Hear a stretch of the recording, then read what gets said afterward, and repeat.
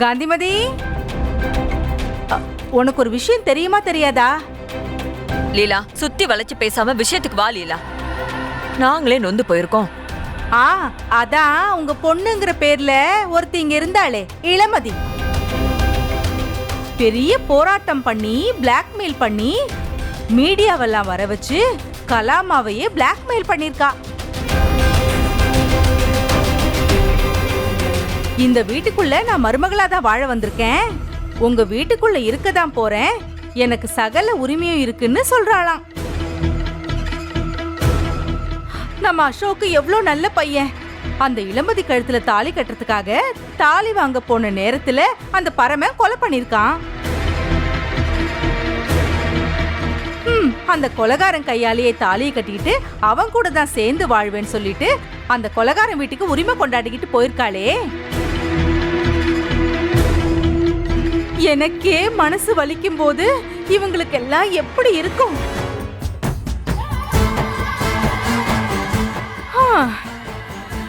மகன்னு தலையில தூக்கி வச்சு ஆடினீங்க, இப்ப பாத்தீங்களா என்ன ஆச்சுன்னு? இங்க பாரு லீலா, என் பையன் செத்த மாதிரியே நாங்க பொண்ணா நினைச்சவள செத்து போயிட்டா. அவ எங்களுக்கு எதுவும் கிடையாது. நாங்க செத்தா கூட அவ இங்க வரக்கூடாது, புரியுதா? மா, என்னம்மா இப்படி பேசுறீங்க? வேற எப்படிமா பேச சொல்ற? என்னைக்கு அந்த கொலைகாரன் தான் முக்கியம்னு இந்த வீட்டை விட்டு போனாலும் அப்பவே அவ செத்துட்டான் தான் கணக்கு. இனிமே அவளை பத்தி தயவு செஞ்சு யாருமே என்கிட்ட பேச வேணாம். மகளை மாதிரி வச்சு வளர்த்தீங்க, மனசு ஓரத்துல கொஞ்சம் நஞ்சம் பாசம் இருக்குமோன்னு நினைச்சு சொல்லலான்னு வந்தேன். இல்ல இல்ல, நிச்சயமா இல்ல. எங்களை பொறுத்த வரைக்கும் இளமதியும் செத்துதான் போயிட்டா. தயவு செஞ்சு அதை பத்தி பேசி எங்களை வேதனைப்படுத்தாத. வா காந்திமதி.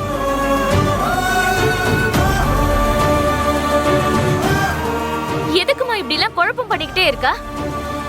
சரிதான் போடி. இப்ப நீ எதுக்கு தேவையில்லாம வந்து இதெல்லாம் சொல்லிக்கிட்டு இருக்க? அவங்க பாவம் தானே, ஏன் அவங்களை இப்படி கஷ்டப்படுத்தி வேடிக்கை பாக்குற?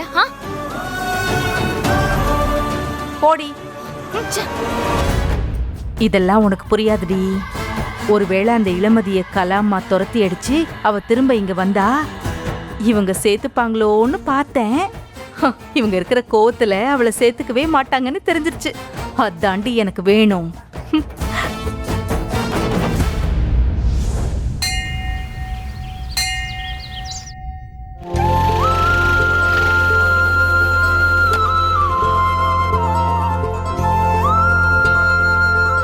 அண்ணே. வாமா வா. வணக்கம். எப்படிமா இருக்க? நல்லா இருக்கேனே. விஷயம் எல்லாம் கேள்விப்பட்டமா, எங்க வீட்டு டிவில கூட வந்துச்சுமா.